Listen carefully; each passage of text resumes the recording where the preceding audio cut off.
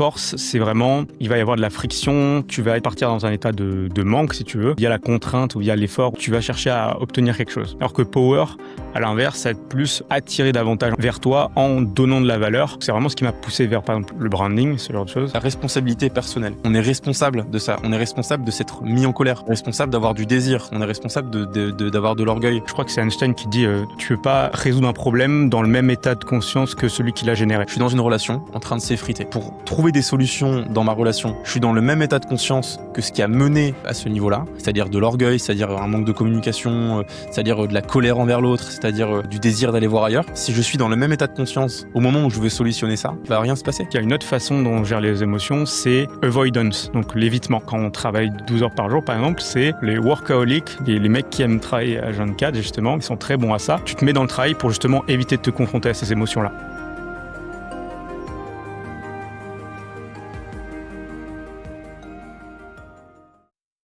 Ok, sujet du jour, on va parler d'un concept qui a été développé par David Hawkins, qui était un psychologue du XXe siècle, qui a développé un concept dans un livre qui s'appelle Power versus Force. Donc le concept porte le nom du livre.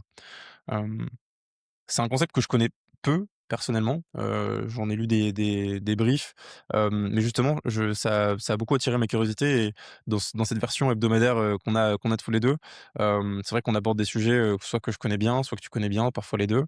Pour le coup, je crois que c'est un sujet que tu connais très bien, parce que le livre, tu l'as bien saigné, bien relu plusieurs fois. D'ailleurs, tu crois que tu l'as en physique.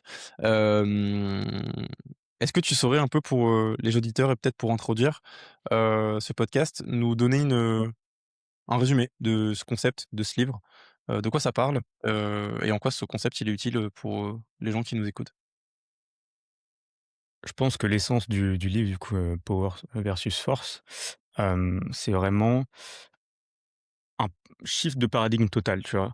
La façon dont tu vois le monde, la façon dont tu vois les choses, hem et ça permet en fait, l'idée du bouquin, c'est de vraiment, retranscrire, beaucoup des enfin, retranscrire le sens derrière beaucoup de comportements humains, tu vois? Et de voir un petit peu de quel état de conscience, les gens partent lorsqu'ils, agissent, lorsqu'ils font les choses, lorsqu'ils, ont des comportements, dans le monde. Et du coup, voilà, David Hawking était vraiment très, très fasciné par ça, par ce concept-là. Alors ça fait le pont un peu entre la psychologie et la spiritualité. Il parle pas mal de beaucoup de grands acteurs dans le monde, l'impact qu'ils ont eu et comment, cet impact se traduit directement par le fait qu'ils opéraient via un plus haut niveau de conscience. Et l'idée fondamentale, je suis tombé là-dessus quand, tu vois, après 1 ou 2 ans de freelancing où, j'avais vraiment l'impression de toujours, tu sais, forcer, genre, vraiment essayer de, par exemple, aller vers les clients, chercher dans une posture de manque, tu vois? Une posture de force et justement chercher quelque chose, tu vois, qui pouvait me sortir de ça. Et en fait, c'est là où je tombais sur ce concept du coup Power versus Force, où genre force, c'est vraiment, il va y avoir de la friction, tu vas partir dans un état de manque, si tu veux, et tu vas chercher à, faire un effort ou via la contrainte ou via l'effort ou via ce genre de choses, tu vas chercher à obtenir quelque chose. Alors que power, à l'inverse, ça va être plus, de donner dans un état plus d'abondance, à ce niveau-là et attirer davantage vers toi en donnant de la valeur. Donc c'est vraiment ce qui m'a poussé vers, par exemple, le branding, ce genre de choses. C'est que tu opères d'un plus haut niveau de «conscience» entre guillemets, à partir du moment où tu te dis: «Bah, je suis plus dans une posture de manque», par exemple, en me demandant: «Qu'est-ce que je peux obtenir des autres?» mais plutôt: «Qu'est-ce que je peux donner? Qu'est-ce que je peux apporter?» Et donc voilà, il y a pas mal de niveaux de conscience assez variés dont il explique dans le livre avec le Map of Consciousness et comment, et ben, en fonction de notre niveau de conscience, hem, ça va vraiment se refléter dans nos actions, du coup dans nos résultats aussi, et dans la façon dont on voit le monde. Donc voilà, grosso modo, un petit peu. C'est hyper intéressant, justement ce concept de map, of consciousness. Donc, pour ceux qui ne parlent pas anglais, c'est la map du niveau de conscience. Hem, pour aller un peu plus dans le détail, puisque en préparant ce podcast, je me suis un peu plongé quand même sur le sujet.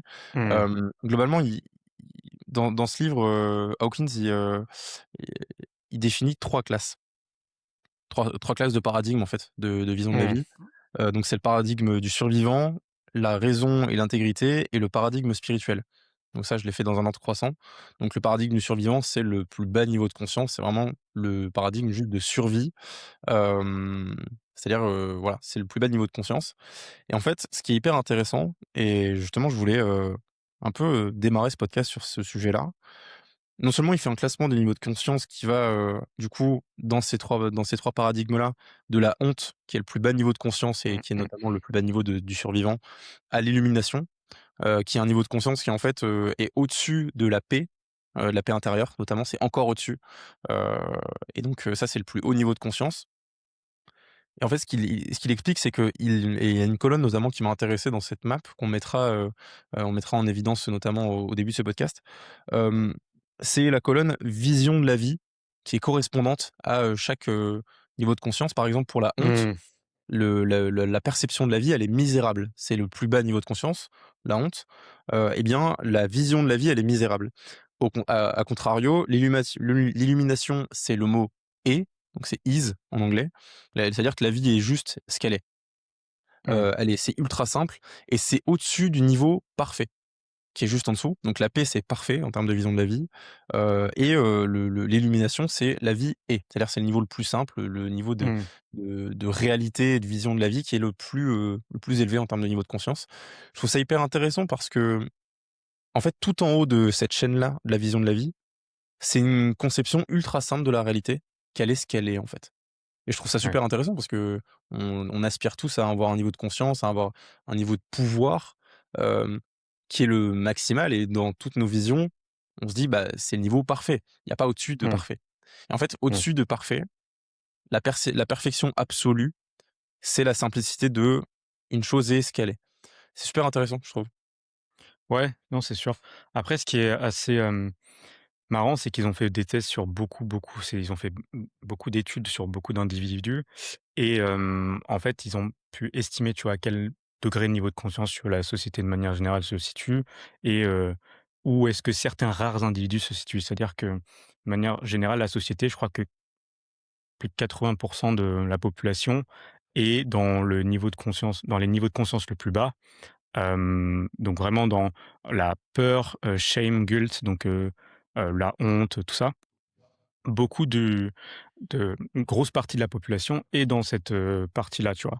Il y a de très, très peu d'individus, ça peut se compter sur sur une main, qui ont été vraiment au niveau le plus élevé. Donc on peut considérer genre, Jésus, en dessous, il va y avoir des Gandhi, de ce genre de choses, le Bouddha et cetera et cetera. Donc c'est les très peu d'individus qui ont pu aller jusqu'à un haut niveau de conscience, tu vois? Donc l'idée, c'est plus quelque chose d'aspirationnel que quelque chose que tu peux vraiment atteindre. Il explique aussi que c'est très difficile de vraiment concrètement, élever de manière drastique son niveau de conscience au cours d'une vie. Hem, mais le fait de simplement élever le sien, ça permet, d'élever le niveau de conscience général de l'espèce humaine. Hem et voilà, donc je sais que ça peut paraître des fois un peu, «wou-wou» et cetera, Mmh. mais c'est quelque chose qu'on ressent vraiment quand une personne, elle est en posture de giver, qu'elle donne de la value ouvertement et c'est comme ça nous connecter à une espèce de source où en fait on peut créer plus de valeur dans le monde, en fait, quand on donne ouvertement sans attente en retour. Et je crois il y a un passage qui m'a pas mal marqué, donc attends, je vais essayer de le retrouver. Pour expliquer vraiment le concept de force, pour ceux qui l'ont pas encore vraiment, en tête.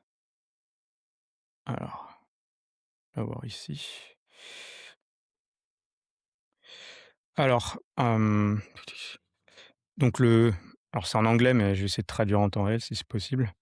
Le pouvoir vient du sens. Il a plus à faire avec les motivations et les principes. Le pouvoir est toujours associé avec ce qui soutient, la signification de la vie et par contre la force doit toujours être justifiée ou, à l'inverse, le pouvoir n'a pas besoin d'être, justifié et par pouvoir, on veut vraiment c'est pas le pouvoir du même sens que pouvoir, tu vois, en politique ou le pouvoir, de ce genre de choses, mais c'est plus comme, par exemple la gravité, c'est, Ouais. un pouvoir qui a un impact sur chacun de nous, et qui, voilà, transcende tout. Donc c'est peut-être quelque chose comme ça. Hem, donc voilà. C'est un peu, pour les gens qui nous écoutent, le but du podcast, c'est ni d'être dans le trop concret, ni d'être dans le trop abstrait, mais d'avoir un espèce de d'abstrait rendu concret. C'est un peu ça le positionnement et dans ce concept-là, peut-être que le mot pouvoir en français, est moins concret parce que c'est trop Mmh. large. Peut-être que le mot puissance, quand je pense au mot puissance, ça me fait penser peut-être à plus de magnétisme, plus de comment dire?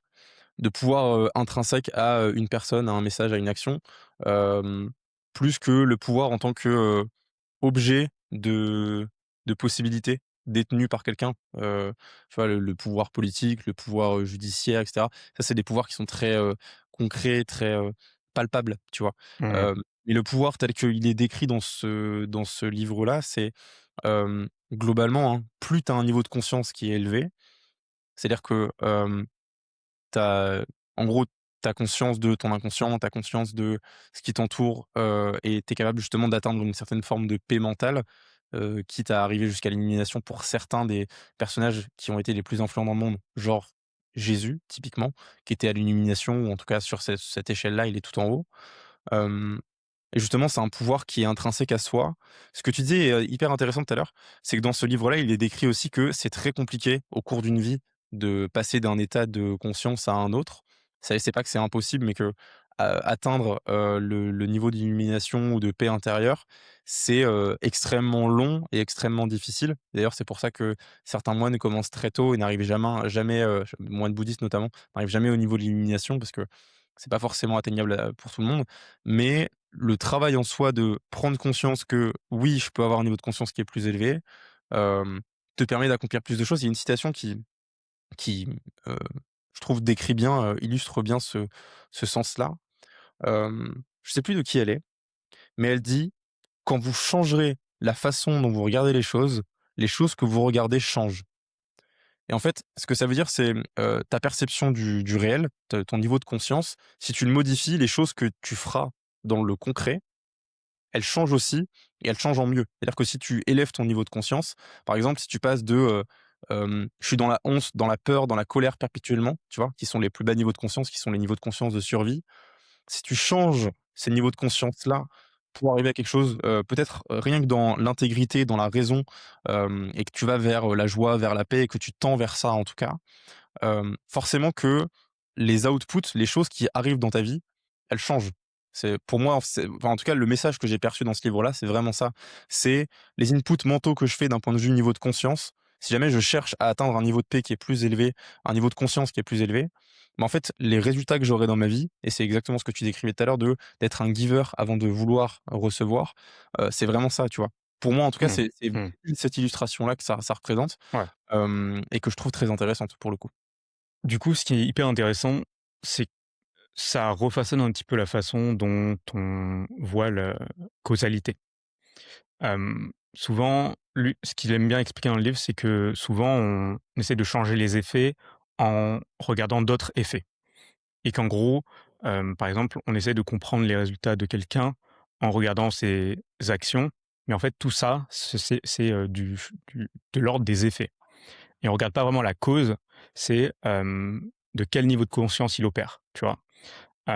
Et donc par exemple, si tu prends des actions dans un schéma de peur, bah, peu importe les actions que tu prendras, elles écouleront toujours des résultats qui seront, alignés avec cette peur, tu vois? Et donc pour lui, les causes, ça se base vraiment dans la conscience en elle-même et c'est là où tout changement peut être vraiment fait, c'est au niveau de la conscience, tu vois? Et donc si tu changes pas ton état de conscience, tu changeras pas ta réalité. Donc c'est comme tu l'as dit, quand tu changes la façon dont tu vois les choses que tu vois changent. Bah, c'est vraiment ça et la façon dont il fait vraiment la distinction, la séparation entre power versus force, donc le pouvoir versus la force, c'est, vraiment en fonction du coup du niveau de conscience que tu as, mais il y a vraiment pour lui un palier qui permet vraiment de passer justement de force à power et c'est, le courage. Donc c'est, vraiment ce qui se situe entre en dessous tu as, shame, guilt donc la honte, la culpabilité, la peur, la colère, la fierté et ensuite tu as, courage et c'est, OK, j'ai quand même honte, j'ai quand même peur, j'ai quand même ces choses-là, mais j'embrasse ces choses-là et je les transcende et c'est vraiment via cela que tu peux essayer de passer à un autre niveau de conscience entre guillemets. Alors c'est plus facile, à dire qu'à faire, mais c'est vraiment cette idée-là, quoi. C'est vraiment cette idée de, le courage, c'est la clé qui enclenche tout, tu vois? C'est agir malgré la peur, c'est transcender, ces choses-là et se reconnecter en fait à quelque chose de plus grand. C'est intéressant parce que ça me fait penser à plein de domaines dans lesquels, en fait, on voit que les personnes qui sont censées être les plus instruites, sont finalement dans des niveaux de conscience qui sont extrêmement bas. Je pense au monde politique, par exemple. On a beaucoup de personnalités politiques qui évoluent à un niveau de conscience où ils sont et notamment, dans les temps modernes, donc surtout dans les temps très, très actuels, hem, qui sont dans une forme de colère, de haine, d'orgueil aussi, d'ego, hem, ou alors de honte qui le masque par encore plus de colère. Et tu vois, par exemple, je regardais un peu les niveaux de conscience et parmi ces niveaux de conscience, il y a la neutralité, il y a l'acceptation, il y a la raison. Tous ces éléments-là, on les retrouve pas dans certains domaines où pourtant on en aurait vraiment besoin. Et c'est hyper intéressant parce que justement, ce point de bascule dont tu parles, effectivement, c'est le courage et il y a une autre notion qui fait basculer vraiment d'un niveau de conscience où tu es plus en gros, ce qu'il explique, c'est que, il y a une espèce de balance, tu vois, entre power et force dans ce qu'on fait au quotidien dans notre niveau de conscience et bah, les gens qui sont plus régulièrement dans la peur, dans l'orgueil, c'est pas du 100 ou pas, mais tu de tu vois, c'est un espèce de ratio, Mmh. dans ta manière de penser, dans ton état de conscience et en fait, cette bascule-là, elle se fait aussi par une notion qui est la responsabilité personnelle. À partir du moment où tu te considères responsable de ce qu'il t'arrive, de tes pensées aussi, parce que c'est hyper important, tu vois? Des fois, on se dit: «Bah, mes pensées, c'est des pensées qui me viennent toutes seules». Alors que non, nos pensées sont des conséquences de ce qu'on se répète, des conséquences de ce qu'on fait, sont des conséquences de notre niveau de conscience, effectivement et donc ce qui est hyper intéressant, c'est que on est responsable de ça. On est responsable de s'être mis en colère. On est responsable de n'avoir pas contrôlé, cette colère. Mmh. On est responsable d'avoir du désir. On est responsable d'avoir de l'orgueil. Tout ça, Mmh. ça nous permet justement d'avoir le courage d'embrasser, comme tu le dis, tous ces niveaux de conscience et de se dire: «OK, j'embrasse ça et c'est comment dire? C'est hyper important parce que ce courage-là, et cette responsabilité personnelle-là, je trouve que, c'est très marquant, c'est très, ça se voit, tu vois? C'est très concret pour le coup pour les gens. Mmh. Les gens qui se considèrent responsables d'eux-mêmes ou les gens qui ne se considèrent pas responsables d'eux-mêmes, qui se plaignent parce que c'est toujours la faute de quelqu'un d'autre, parce que c'est jamais de la leur. Là, pour moi, ça marque vraiment beaucoup plus, ce niveau de conscience. Parce que le courage, je trouve qu'il est pas toujours visible, tu vois? Alors que dans les mots et dans la manière d'être, de se déresponsabiliser de ce qui nous arrive et de notre manière de penser, de nos schémas de pensée, c'est pas de ma faute, c'est parce que j'ai pas eu de chance, c'est parce qu'un tel m'a volé ça ou machin et tous ces éléments-là, pour moi, c'est beaucoup plus concret de voir quelqu'un, à un certain niveau de conscience et plus dans la force que dans le power ou l'inverse, tu vois? Mmh. Bien sûr et tu vois, ce qui est fascinant avec, Hawking à ce niveau-là, Mmh. c'est que bon, il a fait plein d'autres livres. Il y a un livre où spécifiquement il s'appelle, Letting Go, OK. qui fait vraiment en fait comment est-ce que j'applique concrètement ces concepts-là, pourquoi c'est important et cetera et c'est vraiment l'idée de, hem, les pensées découlent de tes émotions et de ton niveau de conscience et que du coup, une émotion est responsable de générer des milliers de pensées. Et du coup, quand tu captes ça, tu captes que, par exemple, si je suis dans un état d'esprit de peur ou de colère, toutes les réflexions, les pensées que je vais avoir vont en découler et donc toutes les réponses que je vais avoir vont en découler et donc toutes les actions et les résultats que je vais avoir vont en découler. Donc je peux, par exemple, dans l'entrepreneuriat, tu vois, dans ce qu'on fait, je peux travailler 12 heures par jour, je peux m'acharner, je peux faire le mieux que je peux et cetera. Si, je découle justement d'un état de peur ou de colère et cetera, ma conscience, elle va seulement créer des actions ou des pensées qui vont découler de ça et donc en fait, je vais être bloqué et je crois que c'est Einstein qui dit, le «Tu peux pas, résoudre un problème dans le même état de conscience que celui qui l'a généré». Donc c'est qu'il captait un peu ce truc-là de, en fait, tu dois changer de niveau de conscience pour t résoudre ton problème. Tu peux pas, hem, résoudre un problème dans le même, paradigme que ce même paradigme qui a créé ce problème en premier lieu, tu vois? Et du coup, c'est de vraiment essayer de transcender une émotion après l'autre et de vraiment comprendre, bah, que, on n'est pas nos pensées et de faire un peu je pense, c'est un peu la entre guillemets, quelque chose d'assez commun dans tout ce qui est spiritualité et cetera, c'est de faire la distinction entre l'ego et le self, et en fait, de pouvoir se détacher de ses pensées, de les observer et du coup, de pouvoir comme ça, justement, progressivement devenir aware de là où tu en es, transcender ce niveau de conscience-là et dire: «OK, bah, justement, je vais être plus responsable de quand j'ai cette pensée, je peux les questionner», tu vois? «Ah, est-ce que c'est vraiment vrai que, c'est la faute d'un tel ou de la société ou de ceci, si je peux pas faire X action ou avoir X résultat?» Et du coup, tu commences à remettre en question ces choses-là et à travers, ouais, ce questionnement, tu peux dire: «OK, bah, peut-être que j'ai peur, peut-être que c'est incertain, mais je vais quand même essayer de faire de mon mieux» et donc c'est là où tu passes dans une frame de courage, c'est, tu ces choses-là, Mmh. mais tu essaies de quand même aller au-delà, tu vois?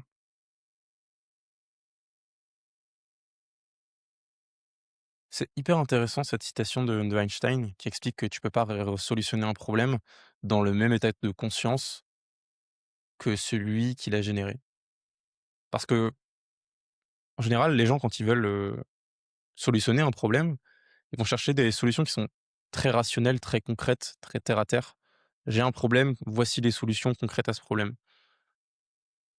Mais ce à quoi ils pensent en général pas, et qui pourtant est la condition numéro un avant, la pertinence de cette solution, c'est dans quel état mental je suis pour mettre en place cette solution.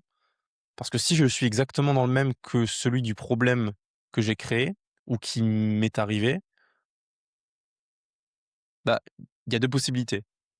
Soit je vais pas du tout régler mon problème et limite je vais l'empirer, soit je vais le solutionner, mais je vais en créer des nouveaux parce que j'ai le même état mental. Et du coup, ce qui est hyper intéressant, c'est que si tu restes sur le même, niveau de conscience que ce que tu avais quand tu as eu ce problème, bah, finalement tu te focalises pas sur la bonne chose. Et Mmh. ça, c'est super, super intéressant. C'est un vrai changement de perspective Mmh. pour toutes les personnes qui, rencontrent actuellement un problème, que ce soit financier, relationnel et cetera. Si tu as le même état de conscience, on va prendre un exemple. Je suis dans une relation qui est, en train de s'effriter. Elle va pas bien, ça se passe pas bien. Si, pour trouver des solutions dans ma relation, je suis dans le même état de conscience que ce qui a mené à ce niveau-là, c'est-à-dire de l'orgueil, c'est-à-dire un manque de communication, c'est-à-dire, de la colère envers l'autre, c'est-à-dire, du désir d'aller voir ailleurs. Si je suis dans le même état de conscience au moment où je veux solutionner ça, donc je suis toujours en colère, je suis toujours dans le désir d'ailleurs, je suis toujours il va rien se passer. C'est-à-dire Mmh. que la solution, soit je vais trouver une solution dans mon couple, mais elle sera pas durable, ou alors ça va être encore pire, ou alors, bah, ça va me créer d'autres problèmes. Hem Soit en fait, il faut que je change d'état de conscience dans tous les cas. J'ai Mmh. pas le choix en fait. Et ça, c'est hyper important parce que, et je pense que beaucoup de thérapistes, psychologues et cetera ou des thérapies de couple, justement travaillent sur ça. Beaucoup plus que sur la solution en elle-même. C'est vous êtes dans quel état de conscience, quel état mental chacun. Et je trouve ça hyper intéressant parce que les gens n'y pensent pas du tout, et se focalisent sur du très concret sur, hem, ça va pas bien parce qu'on passe pas assez de temps ensemble. Alors que non, ça va pas bien parce qu'en fait, on est Mmh. en colère l'un contre l'autre pour, des éléments qui sont peut-être, pas hyper, pertinents, mais il y a de la colère dans le jeu. Et justement, encore une fois, ce qui est très pertinent, c'est le point de bascule entre niveau de conscience de force où on force le truc et en fait ça se passe pas bien, c'est le courage. C'est le courage d'embrasser justement, de dire: «Oui, on est en colère, oui, on a de l'orgueil», et la solution c'est, bah, on accepte ça. Et tu vois, dans le niveau de conscience où il y a du pouvoir, l'amour, ça fait partie des choses les plus élevées, en fait. C'est un Mmh. vrai pouvoir. L'amour est un pouvoir en soi et c'est super intéressant, je trouve, de Mmh. justement de changer de paradigme et de se dire: «En fait, le vrai problème, il est là et les vraies solutions, elles sont là aussi, du coup». Ouais, ouais et tu vois, c'est vraiment cette idée du coup de essayer constamment de résoudre les effets par d'autres effets, Mmh, de remplacer un problème par un autre. Dès que j'ai résolu un problème, hop, un nouveau de genre de la même échelle, du même ordre, mmh, survient. Alors que vraiment revenir à la cause, ah en fait c'est juste mon état de conscience depuis le début. Par mmh, exemple, je sais pas, là, ceux qui nous écoutent, peut-être ils sont, ils veulent créer du contenu, ce genre de choses, tu vois? Et au tout début, peut-être si tu es une personne qui est vraiment dans un niveau de conscience de peur, dire: «Ah, qu'est-ce que les autres vont penser? Est-ce qu'ils vont me juger? Est-ce que machin? Est-ce que machin? Machin?» Et du coup, tu vas te demander: «OK, c'est quoi la meilleure stratégie pour, créer du contenu parfait, pour que personne, pour que personne, tu vois, me critique mon travail et cetera et cetera. Mais en fait, tu pourras du coup passer des heures à étudier toutes les stratégies de contenu et cetera. Le problème dès le départ, c'était peut-être juste le niveau de conscience de dire: «OK, peut-être qu'en fait, bah, j'ai le courage d'embrasser ça et transcender ça» et en fait, le problème se dissipe directement.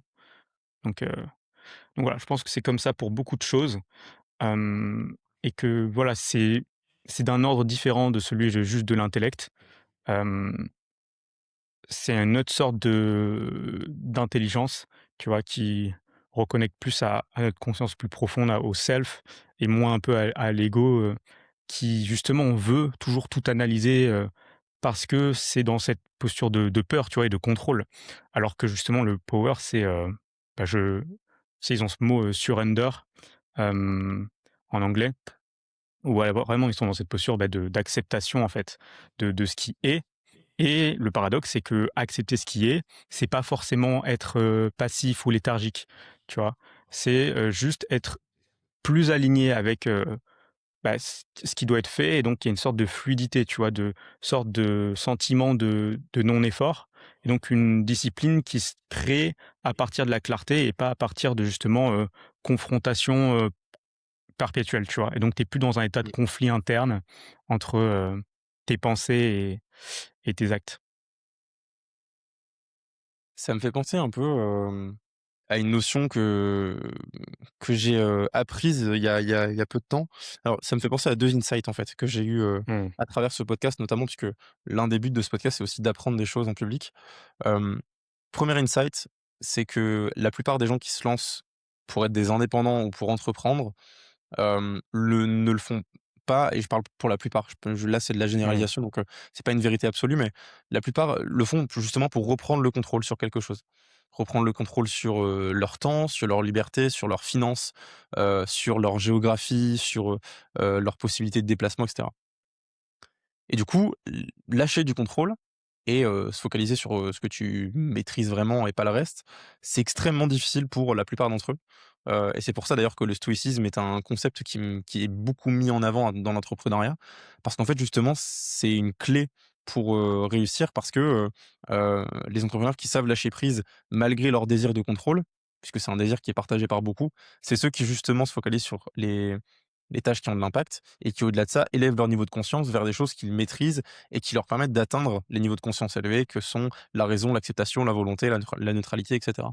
Et donc c'est hyper intéressant parce qu'il y a un lien, il y a un vrai lien dans tous ces Mmh. éléments-là. Ça me fait penser à ça d'abord, ce besoin de confiance et puis le 2e, insight auquel ça me fait penser, dont je parle beaucoup depuis plusieurs podcasts parce que c'est, quelque chose qui, moi, personnellement, m'a beaucoup touché, dans le sens où Mmh. j'ai énormément, mis en place, ce truc-là. C'est le sentiment, enfin le sentiment de nécessité de souffrir pour réussir, et de se focaliser justement sur le fait de forcer les choses, le fait d'aller vers, ce qui me fait souffrir, ce qui fait de la friction, ce qui est épuisant, et nourri par, des sentiments de colère, des sentiments de frustration, d'orgueil et cetera. Il y a un podcast qui est sorti il y a pas longtemps, il y en a même 2 en fait, les 2 sont avec, Tony Robbins, qui est quelqu'un qui a énormément souffert quand il était jeune. Hem, il y en a un qui est dans Diary of a CEO et un autre qui est avec Alex Hormozy qui est une véritable pépite. Les 2 sont sortis il y a pas si longtemps, surtout le dernier. Hem et l'un des 2, celui avec Alex Hormozy, il note «fuck suffering», qui veut Mmh. dire, en gros, «j'emmerde» entre guillemets la souffrance. Hem Parce que justement, en fait, et moi ça m'a beaucoup touché parce que je me suis vraiment forcé à souffrir au début de l'entrepreneuriat en me disant: «C'est parce que je souffre que c'est un signal que ça se passe bien», alors que pas du tout. Hem et et c'est très intéressant de se dire qu'en fait, les personnes qui ont le plus de pouvoir et qui ont un niveau de conscience le plus élevé sont pas du tout celles qui souffrent le plus et que c'est pas nécessairement difficile d'atteindre, des niveaux de conscience élevés et d'avoir des outputs qui sont, à la hauteur de ce qu'on souhaite. Hem, on n'est pas obligé de souffrir, en fait Mmh. et ça me fait penser à ces 2 insights-là et en fait, ça rentre dans cette logique-là de, hem, j'élève mon niveau de conscience, je fais des choses qui sont vraiment pertinentes, je vise pas la souffrance, je vise au contraire, la simplicité. Il y a un autre concept qui parle du fait que, ce sont les personnes les plus paresseuses qui sont, les plus intelligentes parce qu'elles trouvent des stratégies pour, en faire le moins possible. et pour moi, c'est un niveau de conscience qui est plutôt élevé. C'est, de dire, hem, heu, globalement, mon objectif, c'est pas de souffrir, c'est pas d'être dans la colère, dans l'orgueil et cetera. C'est plutôt d'être dans la joie, d'être dans la paix, d'être, pas forcément dans l'action perpétuelle, d'en faire plein de choses et justement parce que je suis paresseux et que j'ai plutôt envie d'être dans ces valeurs-là et ce niveau de conscience-là très élevé, bah, du coup, je vais trouver des stratégies très pertinentes et on en revient à ce niveau de conscience-là conditionne, de manière très directe finalement, nos actions, notre manière de fonctionner, nos schémas de pensée, nos Mmh. ce qu'on fait au quotidien, en fait. Mmh. Non, c'est sûr que c'est difficile de naviguer cette question de l'effort, hem, surtout quand on est dans l'entrepreneuriat et surtout parce que je pense qu'on est ceux qui ont le plus besoin de ce message de manière générale parce qu'on est ceux qui, justement, sommes les plus drivés par ce besoin de contrôle, tu vois? Je pense que souvent, c'est ce qu'on recherche, c'est avoir une sorte de contrôle dans sa réalité, dans son environnement et c'est pour ça, en général, que beaucoup de gens, se lancent. Ils veulent plus de contrôle sur leur emploi du temps, sur, là où ils vivent, sur, ce genre de choses et hem et du coup, c'est pour ces raisons-là qu'on a encore plus besoin de ce message-là, et d'apprendre justement à lâcher du lest, hem et je pense que c'est justement difficile de, tu vois, de jauger le taux d'effort avec, la discipline, tu vois? Il y a en mode là où tu souffres et là où tu fais les choses, mais sans forcément, souffrir et je pense que directement on associe, et du coup, c'est là où tu vois, on voit vraiment à quel point c'est puissant ces paradigmes-là. C'est que, des fois, on va associer, notre fierté personnelle au degré de souffrance qu'on a eu, tu vois? Comme si on méritait pas, de faire des choses, ou d'obtenir des choses tant qu'on n'avait pas suffisamment souffert et ça vient d'un bas niveau de conscience, tu vois? Alors que juste si tu te dis: «Bah, je fais les choses, ça marche pas, je fais les choses». Là, tu es plus aligné avec la réalité, tu vois? Et là, tu es plus dans un niveau de raison. Hem, donc voilà, des fois, notre travail et notre désir de faire plus peut nous auto-saboter, en fait, nous coincer dans un paradigme de justement de peur de jamais en faire assez, de peur de pas être assez bon, de pas mériter suffisamment de choses.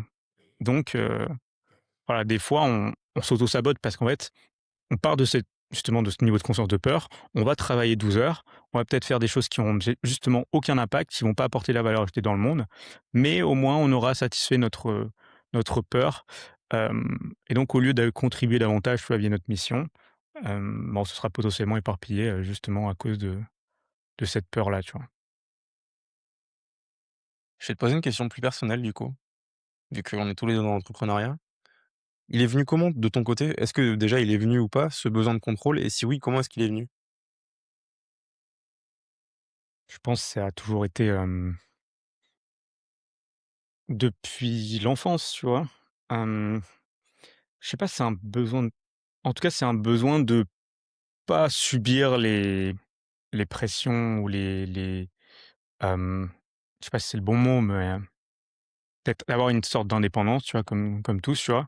Et de pouvoir dire: «OK, bah, j'ai ma propre discipline et mon quotidien est simplement la somme de mes actions et je dépends pas en fait, tu as pas une vision imposée pour toi», tu vois?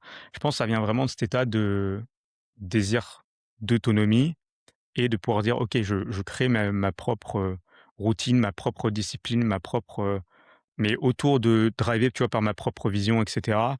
Donc voilà, je pense que c'est ce désir vraiment d'indépendance, qui a toujours été là, tu vois? Hem, donc c'est ça qui a vraiment drivé le truc, toujours. Je sais pas, pour beaucoup, c'est la liberté, mais moi, c'est vraiment juste le fait de, pouvoir avoir son propre emploi du temps, avoir ses propres règles, en fait, dans son propre jeu. Hem Et pas jouer, à un jeu où il y a déjà les règles qui sont en place et on dit: «Voilà, tu dois faire ceci, tu dois faire cela» et tu poses ton cerveau et tu fais ce qu'on te dit, tu vois? Mmh. C'était juste pas forcément une question d'ego, mais plus une question de satisfaction personnelle d'être, c'est comme si tu sentais que on aspirait ton âme petit à petit, tu vois? En tout cas, j'ai toujours eu cette image-là. Hem, ou à l'inverse, tu vois, quand tu tu plus drivé, ça c'est plus fort que toi, en fait, c'est juste ça. C'est même pas un désir d'eux, c'est plus une question de je voyais pas d'autre option vraiment, tu vois? Je te pose la question parce que il y a beaucoup de gens qui se lancent pour les mauvaises raisons et qui peut-être qu'en écoutant ce podcast vont se dire: «OK, je vais changer mon niveau de conscience. Je vais, quitter cette, idée de colère, d'orgueil, hem, pour laquelle je me suis vraiment lancé, en colère contre Mmh, son patron ou en colère contre la vie ou son niveau de finances et aller vers un niveau de conscience, le courage de se dire: "OK, je me regarde en face, c'est vrai qu'en fait, je me suis lancé pour, les mauvaises raisons"» et du coup, qui mmh, va vraiment se questionner sur sa vie et sur pourquoi est-ce qu'il veut faire les choses et sa volonté d'aller vers un nouveau niveau de conscience. Je pense que c'est hyper important, pour un débutant notamment, de comprendre ce concept-là le plus vite possible parce que ça lui permettra d'avoir les clés pour savoir si il doit vraiment se lancer ou pas et qu'il a, hem, qu'il est sur un chemin, qui le mènera à avoir un niveau de conscience élevé parce que c'est absolument nécessaire pour qu'il puisse réussir à avoir les résultats qu'il veut.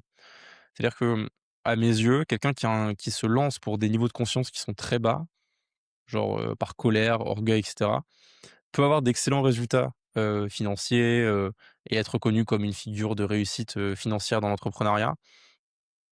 Mais il aura un sentiment perpétuel d'insatisfaction, de justement, il restera dans ce niveau-là de conscience à vie, en fait et du coup, il sera pas forcément satisfait, comblé, heureux et on a vu plein d'entrepreneurs, se lancer pour ça, faire beaucoup d'argent et disparaître d'un coup parce que juste, ils se sont rendus compte que, bah, c'était pas ce qu'ils voulaient et que ça les rendait pas heureux. Il y en a plein qui justement se lancent, se disent: «Je me lance parce que j'ai besoin d'argent et c'est ce qui va me rendre heureux» et une fois qu'ils ont tout ça, se rendent compte, bah, en fait, il me faut plus. Hem Et je trouve que c'est hyper intéressant de se dire que justement, vu qu'ils se sont pas lancés pour les bonnes raisons, je lisais un livre, notamment, là je lis un livre actuellement, Les conseils de Say No, les leçons de Say No, qui est un entrepreneur coréen qui a fait des millions, avec ses différentes entreprises et justement lui s'est lancé vraiment dans cette idée, de colère, de frustration, de traumatisme et du coup avait un niveau de conscience qui était très bas, hem et a finalement réussi à s'en sortir et ce que je trouve hyper intéressant, c'est que quand je lis son livre, je me rends compte qu'il est toujours à un niveau de conscience qui est très bas parce que pour lui, le mieux pour commencer, un projet entrepreneurial, c'est justement de partir de la souffrance, de partir mmh, de «je n'ai rien». Hem Et lui, il considère que si jamais tu as pas eu ce traumatisme-là de, la frustration de manquer et cetera, tu réduis énormément tes chances de réussir. Pour moi, c'est faux, en fait. mmh Pour moi, et c'est on a eu c'est beaucoup d'exemples, hein, comme ça mmh, de clients avec lesquels on a travaillé, mmh mh, qui opèrent avec une haute frame de conscience et qui ont jamais eu, ces questionnements-là ou et c'est juste plus fluide, tu vois? mmh, Tu opères de ta curiosité, de ton intuition, hem et tu es aware de voilà aussi de ce que le marché a besoin, tu alignes ta tes offres mmh, avec ça. Mais ouais, c'est de sortir de cette frame de, faut que forcément que ce soit dur ou que je souffre. Hem, Parce que oui, c'est difficile, mais est-ce que c'est la souffrance, ça c'est autre chose. C'est un choix personnel de souffrir, tu vois? mmh, C'est de se mettre dans une frame où je choisis d'interpréter cette difficulté comme une souffrance plutôt qu'une opportunité à m'élever, à mieux me comprendre moi-même, à mmh, contribuer et cetera. Donc ouais, c'est nous qui donnons du sens à ce que nous faisons à travers la façon dont on interprète, une situation donnée. mmh, Donc le sens, il est pas extérieur, il est intérieur, il est créé par nous-mêmes. On crée du sens chaque jour, on crée toute notre réalité. C'est ça que j'aime bien avec le mot créateur, tu vois? C'est que c'est pas juste, créer du contenu, c'est créer sa propre réalité. Et on le fait tous les jours. Tous les sons qu'on entend, c'est des je crois que c'est dans The Creative Act de Mark Rubin, où il dit, voilà, on est tous un créateur. À chaque fois qu'on écoute, par exemple, du à chaque fois qu'on entend un son, il y a pas de son qui existe dans la réalité, c'est juste une vibration et après c'est notre cerveau qui interprète ces vibrations-là et qui crée un son. Donc en fait, c'est pareil avec tout ce qu'on voit, c'est juste des ondes et après c'est notre, œil qui reçoit ces ondes-là et notre cerveau, du coup, les interprète et crée des visuels et du coup, en fait, tout le monde qu'on voit autour de nous, on l'a auto-créé et on le crée à travers nos sens, notre perception, mais aussi à travers nos croyances et cetera et donc on est en constante création de notre propre réalité, à travers justement aussi notre niveau de conscience, tu vois? Donc ça part de là et seulement de là, tu peux créer quelque chose extérieurement en termes de contenu, en termes d'offre, en termes de value, mais parce que tu as fait la création interne aussi, qui va avant.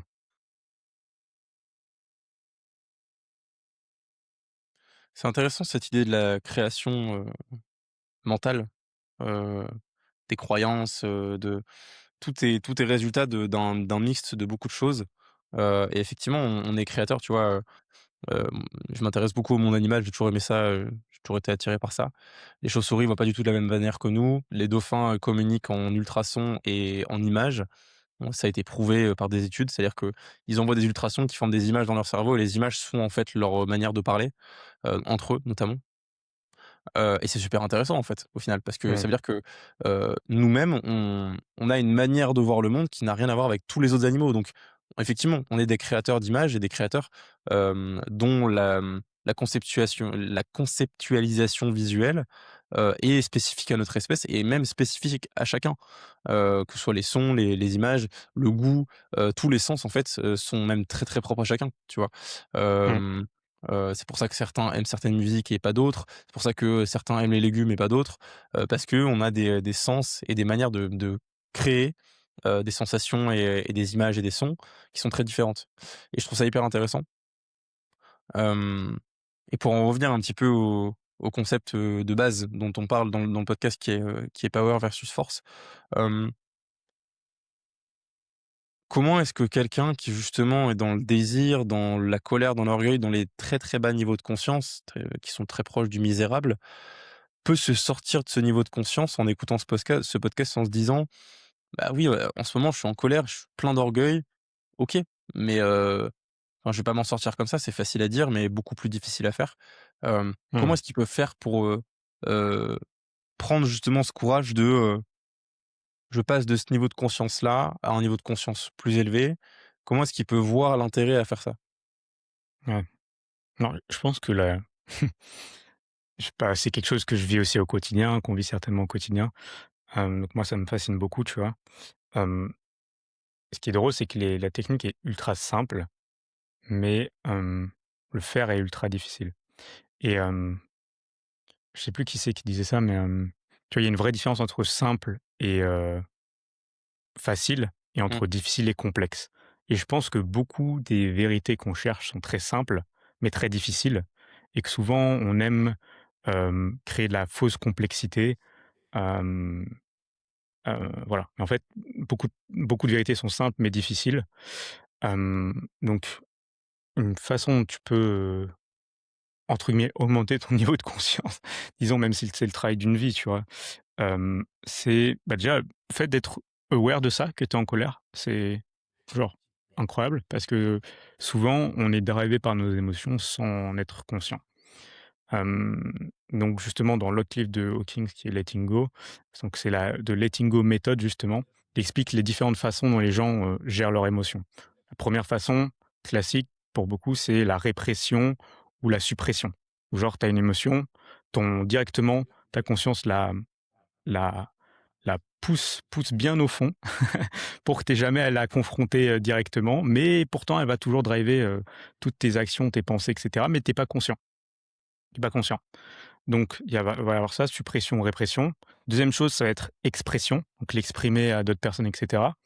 Il explique, de façon très contre-intuitive que l'expression ne va pas forcément dissiper l'émotion en elle-même et va peut-être plus la renforcer, de la même façon que la supprimer la ou la réprimer le ferait.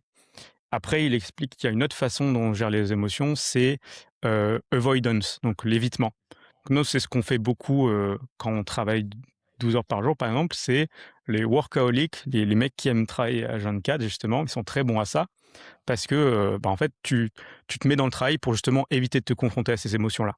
Ou à l'inverse ou, d'un autre côté, le divertissement, Netflix et cetera, ça te permet d'éviter. Quand mon cerveau, il est constamment bombardé d'informations, j'ai pas à m'y confronter. Et la dernière chose, donc la méthode que lui explique, dans son livre, c'est le surrender, method.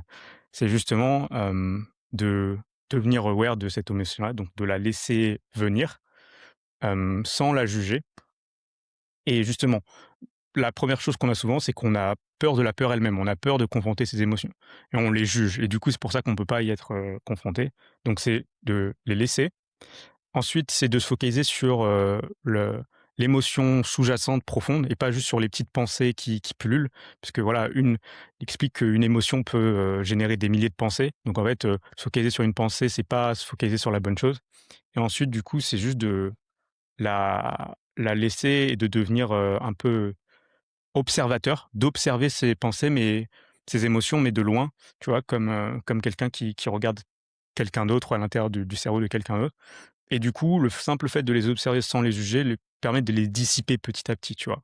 Et du coup, tu permets de transcender ça parce que vu que tu es détaché, vu que tu t'es plus, identifié à cette émotion-là, bah, du coup, c'est plus toi et en fait, tu te rends compte que ça a jamais été toi depuis le début. Donc si tu as une peur en particulier, à travers, je sais pas, la peur, «Oh, si j'ai un mauvais, je sais pas, commentaire sur mon post» ou je sais pas ce que les gens peuvent imaginer, mais, et ben, tu te dis: «OK», tu laisses cette peur-là venir, tu vois, ce que ça signifie pour toi et ensuite justement tu let go, tu vois? Donc de let go méthode et voilà. En gros, c'est ça, mais c'est un travail perpétuel, constant, tu vois? C'est «simple» entre Mmh. guillemets, la méthode elle est simple comme ça, mais c'est extrêmement difficile parce qu'à chaque instant, on veut pas s'y confronter, tu vois? Et plus on met ça de côté et plus, la pile s'accumule et plus c'est dur après de s'y confronter. Mmh. Mais c'est responsable de beaucoup de nos actions, comportements et cetera et c'est peut-être le truc qui bloque beaucoup, qui nous bloque nous-mêmes, au quotidien dans tout ce qu'on fait, tu vois? Mmh. C'est très, c'est très pertinent et au-delà de ça, il y a un autre point, qui me semble important, c'est, heu,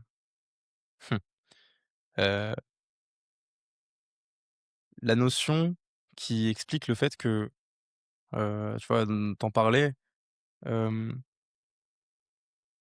s il y a une différence fondamentale entre facile et simple et entre complexe et difficile. Mmh. Quand tu demandes à quelqu'un, «Est-ce que fais ça», tu vois? «Fais-le» et que la personne, elle se sent pas de le faire, c'est en général pas une question de compétence, tu vois? C'est pas une Mmh. question de, «Ah mais c'est compliqué à faire, ça demande des compétences, des skills, de l'expérience». Non, en général, c'est juste dur. Je te donne un exemple hyper simple, j'ai été préparateur physique, dans une ancienne vie, heu et au-delà d'être préparateur physique, j'étais coach sportif et c'était Mmh. très différent. Hem, Coach sportif, quand tu fais de la remise en forme notamment, tu aides des gens à juste perdre du poids ou à reprendre du muscle et en fait, les conseils que tu leur donnes, c'est pas compliqué, mais c'est difficile à mettre en place. C'est, OK, mange moins, va courir, va faire de la muscu, mange plus si tu dois prendre du muscle, prends plus de protéines. C'est des trucs, c'est tellement dit et répété, tout le monde le sait au fond et le vrai job du préparateur physique ou plutôt du coach sportif, c'est juste de faire appliquer ce qui est difficile, pas ce qui est compliqué et je pense que, tu vois, aujourd'hui, dans n'importe quel domaine, pour effectuer un changement, on se dit qu'on a juste besoin d'appliquer des stratégies de gens qui, en savent mieux, qui sont plus intelligents, qui donnent des très bons conseils et en fait, quand on va regarder un tutoriel de 20, 30, 40 minutes de, OK, applique cette méthode pour réussir, n'importe quel projet, en fait, on a l'information, on sait ce qu'on doit faire. Mais on ne le Mmh. fait pas parce que c'est difficile à faire et Mmh. c'est difficile à faire et je pense que, les gens doivent bien se rendre compte qu'à travers ce podcast, le but, c'est pas de dire: «Bah, vu que c'est difficile, c'est mort». Le but à travers ce podcast, c'est de dire: «Vu que c'est difficile, pourquoi est-ce que c'est difficile? Parce que ton niveau de conscience, il est pas bon». C'est ça que ça veut dire. C'est que c'est difficile parce que tu es en colère. C'est difficile parce que tu as de l'orgueil. C'est difficile parce que tu as du désir de faire autre chose et que tu fuis, cette réalisation-là et ce niveau de conscience-là, par le biais de soit de la consommation Netflix, soit par le biais de, être busy et du coup avoir trop de trucs à faire pour justement changer de niveau de conscience et vu que tu restes là-dedans, vu que tu fuis ce truc-là et tu fuis le courage de justement prendre conscience, embrasser, ce niveau de conscience-là qui est trop bas et le changer, vu que tu restes là-dedans, bah, en fait, ce sera toujours trop difficile. tu vois? Et du coup, Mmh, tu resteras toujours dans la même situation, tu auras toujours les mêmes outputs, pas parce que tu ne sais pas, pas parce que c'est compliqué, mais parce que c'est difficile et que tu te le rends difficile par ton niveau de conscience qui est trop bas, tu vois? Et je pense que c'est vraiment ça la leçon de ce livre, c'est que ça a pas besoin d'être difficile pour que ça marche, mais pour que ça ne soit pas difficile, il faut que ton niveau de conscience augmente parce que le pouvoir n'a pas besoin d'effort. Et je pense que mmh, c'est vraiment ça, la leçon de ce livre-là, c'est que le pouvoir n'a pas besoin d'effort. Et donc, si tu veux être dans le pouvoir, si tu veux passer de la force au pouvoir, change ton niveau de conscience en embrassant ce que tu vis actuellement et ton paradigme actuel, ton niveau de conscience actuel. Embrasse le fait qu'il est trop bas, change-le, et ensuite ce sera beaucoup plus simple d'appliquer ce qui semble complexe, tu vois? Parce que ça l'est pas. mmh, mmh. C'est juste difficile et ça l'est parce que tu te le rends difficile. C'est ça, c'est ça et tu vois, je le vois à chaque fois, je sais pas, tout le monde a vu cette, courbe de Gauss, je crois que ça s'appelle, où, au tout début, tu as, Mmh. les conseils basiques des débutants. Au milieu, tu as toute la flopée de genre, intermédiaires, avec beaucoup de complexité. Ils disent: «OK, ça, c'est les stratégies». Par exemple, au début, le mec, il va te dire, «Poste tous les jours, un contenu», voilà. Et là, ça va être, tous les conseils, genre en mode: «Fais X hook, rédige tes posts comme ça, mets X hashtag, machin, machin, machin» et après à la fin, tu as l'expert, celui qui a vraiment maîtrisé. C'est en mode: «Poste tous les jours de manière constante, de la qualité» et en fait, tu te rends compte que le beginner et l'expert, ils ont le même conseil parce que en fait, c'est pas la complexité qui compte, c'est justement, des fois, les choses sont toutes simples, mais elles sont difficiles parce qu'elles sont longues, parce que ça prend du temps, et cetera et c'est juste que ça peut prendre des années et donc des fois, on va chercher à compenser cette, justifier ce manque de résultat parce qu'on est dans une posture de peur, de manque et cetera. Donc on va chercher la complexité et donc souvent la recherche active de complexité est une conséquence d'un niveau de conscience justement où tu es plus bas, où tu es en mode, il faut absolument que, bah, que ça marche du premier coup et cetera, quoi. Je vais conclure sur quelque chose parce que je trouve que la transition est absolument parfaite avec le thème du prochain podcast. Justement, cette recherche de complexité, elle mène à, quelque chose qui est tellement complexe que du coup, c'est pas qualitatif et du coup, ça ne marche pas. Hem, pour conclure ce podcast, ça me fait penser à un concept dont on parlera dans le prochain podcast, qui s'appelle «Less is more». Mmh. Je l'introduirai plus tard, mais ce concept-là veut concrètement dire que plus enfin, moins t'en fais, plus c'est simple et mieux c'est parce que ce sera qualitatif vu que tu te seras focalisé sur ce qui compte le plus et ce qui est le plus simple. On parlera de ce concept-là lors du prochain podcast et j'invite du coup toutes les personnes qui nous écoutent, je les invitais déjà au début de ce podcast, je vous réinvite à cliquer sur le bouton s'abonner, à liker ce podcast si jamais il vous a plu, que ce soit sur YouTube ou Spotify. On est disponible sur les 2 plateformes. N'hésitez pas à vous abonner, à, également liker, commenter ce podcast, peut-être, sur, la manière dont on aborde les sujets. Est-ce que ça vous plaît ou pas? Est-ce qu'il y a des sujets que vous voulez qu'on aborde en particulier? Voilà, bah, Charles, merci beaucoup, pour ton temps, dans cette version, hebdomadaire du podcast. On se retrouve, la semaine prochaine dans un autre épisode qui sera du coup sur les 6 morts. Petit teaser, dès maintenant. Abonnez-vous si jamais vous voulez avoir la notif pour ce podcast, il sera hyper intéressant, j'en suis sûr. Charles, merci. On se revoit bientôt, dans la prochaine, édition, du podcast Deep Talks.